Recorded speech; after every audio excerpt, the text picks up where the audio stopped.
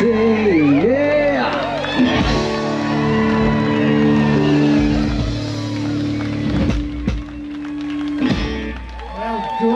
How good was that? Robin the band. Give it up for him. Give it up for him. Yeah, the band. Ladies and gentlemen, someone I know who you've all been waiting for, Senator Pauline Hanson.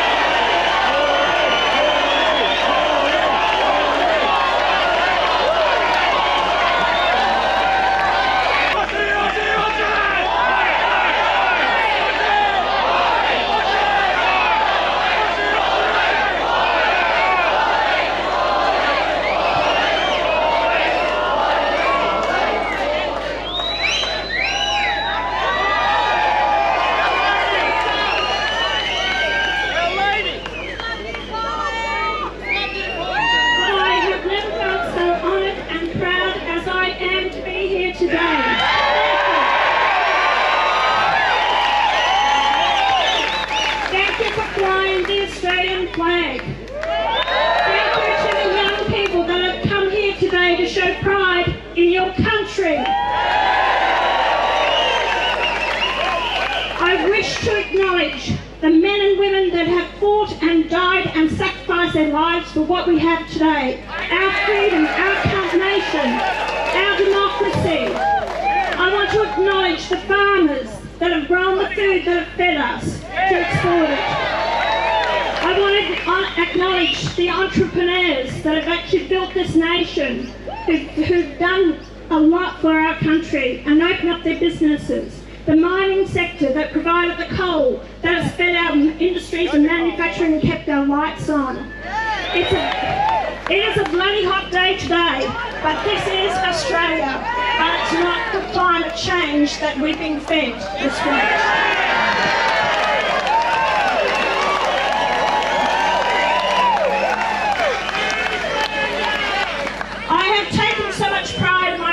And have spoken up with honesty, with wearing my heart on my sleeve, how I feel about my country.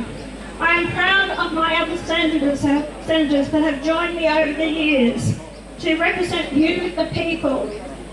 That's what it's about, us representing you, not foreign interests, not the globalists, not the people who want to just use you to wipe their boots on. That's not what Australia is about. That's why we have so many people that want to come to Australia, to flee the countries that is nothing but stripping them of their freedom, their democracy, their way of life and decency. We still have that here, but it's been eroded from us to be taken away. And just as hate speech laws that were passed last week, it distresses me where that may end. We can never give up our freedom of speech. We can never give up our opinion to speak up.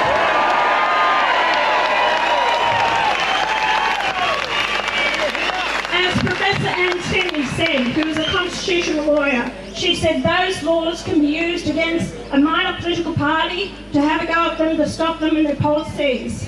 You know, a question about immigration, question about multiculturalism, question about where we're going as a nation.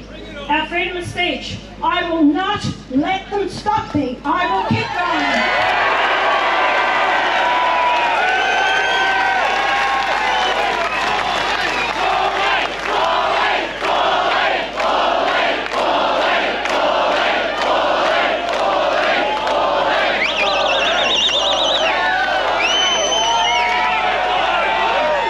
And so I'm standing here. My daughter is standing in Tasmania, and she's speaking to people down there. A young woman, my daughter, who I'm so proud of, she said, "Mum, why do you keep doing this?"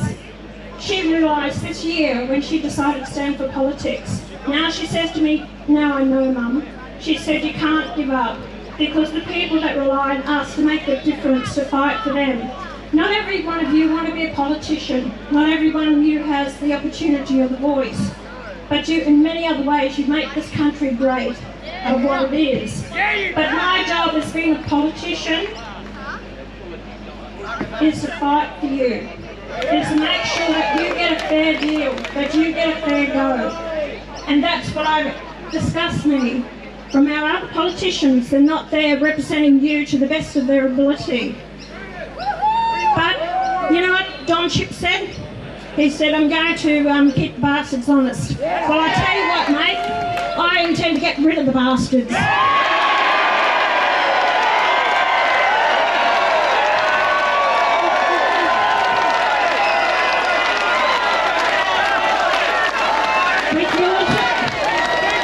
With your support, although it's only the polls, but they're showing an indication that you are now looking to vote for One Nation.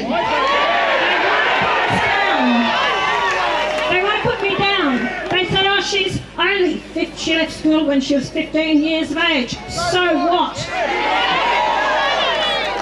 They want to say that I can't speak properly or whatever. So what? I've learned for years the hard knocks and everything like that. I'm not like Albanese whinging my cup of tea because I grew up in a house condition house. That's not what it's about. We've all had our knocks in life, but the fact is, and I tell each and every one of you, don't let anyone ever put you down. You have a right. Stand up on the pedestal.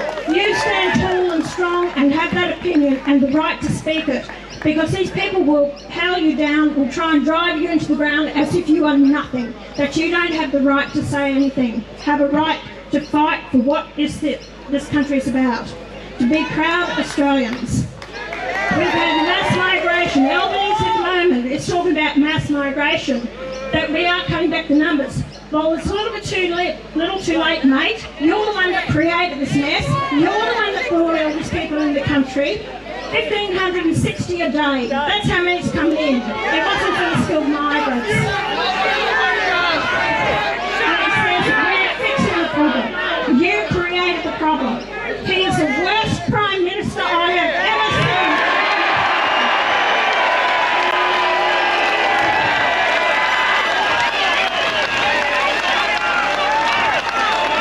An absolute self-righteous, egotistical man that I have never seen.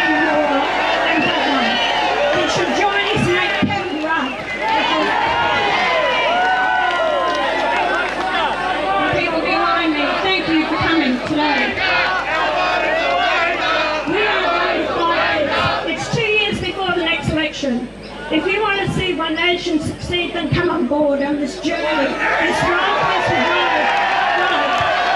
going to see us win seats at this next election. And then it will be on, because I will take it up to them, I will question everything, I want accountability, I want to know where the money's going, I want to see where the corruption is, I want to fight for our country, get rid of this climate change BS that's been fed to us, open up industries, manufacturing, create jobs out there, give hope for our future generations. They will have the ability to own their own home. That is important to our future generations. And I'm so pleased to see so many here today. And to see that the pride that you young ones have in our nation, it brings tears to my eyes. I thought it was being lost, but it's not. I can see it today. It's not lost. I've been questioned today about what's going on down the road. To me, they're not worth talking about. They're un-Australian. That's not what this nation's about.